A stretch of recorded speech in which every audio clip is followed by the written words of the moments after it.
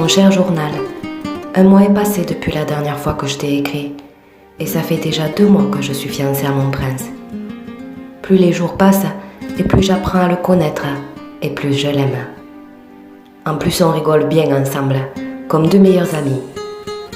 Tous les soirs, on se met devant un petit feu, et on discute jusqu'à toutes les heures de la nuit. Je découvre que c'est un garçon très intelligent, et je me régale de lui apprendre tout ce que je sais.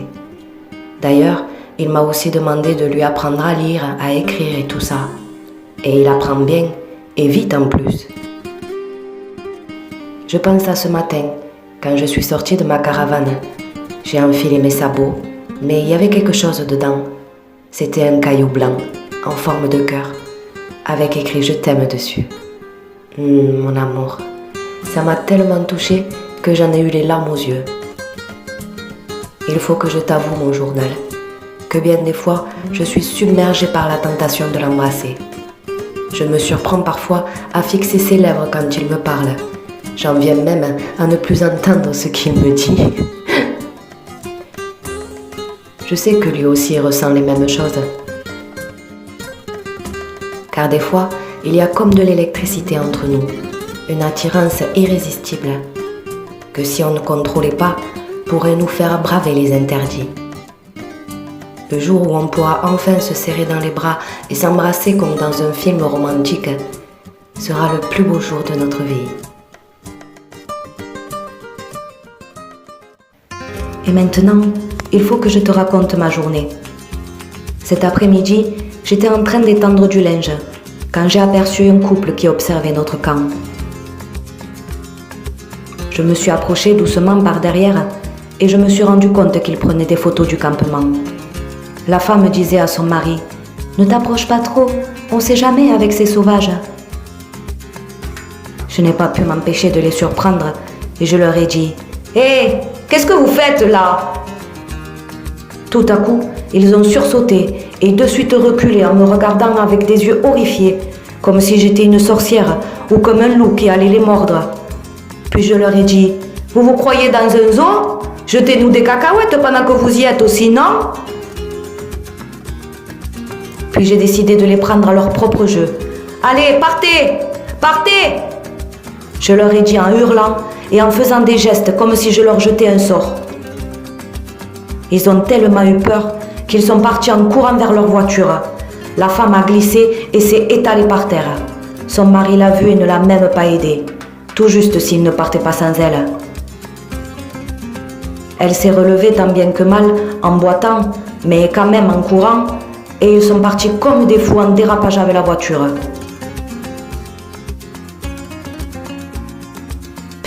Ils m'ont fait pitié. Ils nous prennent en photo comme des animaux, et cet homme n'a même pas accordé un regard à sa femme qui était par terre, trop occupé à penser à lui-même. Et c'est nous qu'on prend pour des sauvages. Quand j'ai raconté ça à mon Rico, il a éclaté de rire et il m'a dit « T'es trop forte, ma sorcière bien-aimée. »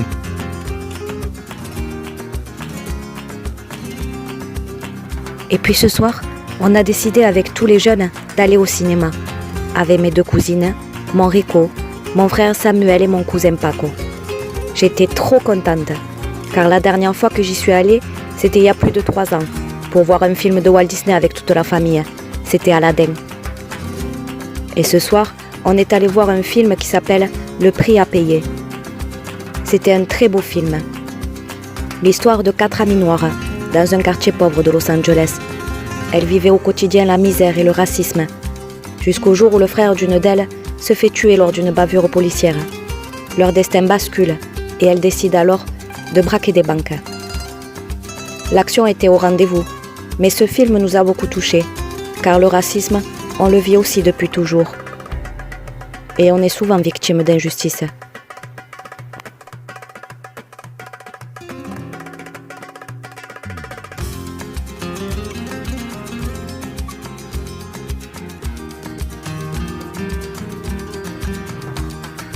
D'ailleurs, même une simple sortie au cinéma, c'est mal terminé. Il était 22h quand le film s'est fini. On sortait du cinéma en se racontant les scènes qui nous avaient marqués. et Samuel chantait comme d'habitude.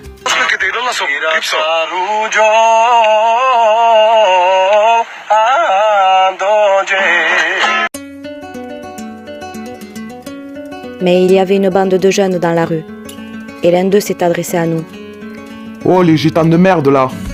Où croyez où? En Gitanie? Puis ils se sont tous mis à rire comme des guignols. J'ai essayé de retenir Samuel en lui demandant de ne pas faire attention, mais mon frère n'est pas du genre à se laisser faire. Alors il est allé voir le jeune et lui a demandé de répéter. Mais le garçon, qui se sentait fort avec sa bande, n'a pas hésité et lui a redit cette phrase qu'on a tellement l'habitude d'entendre.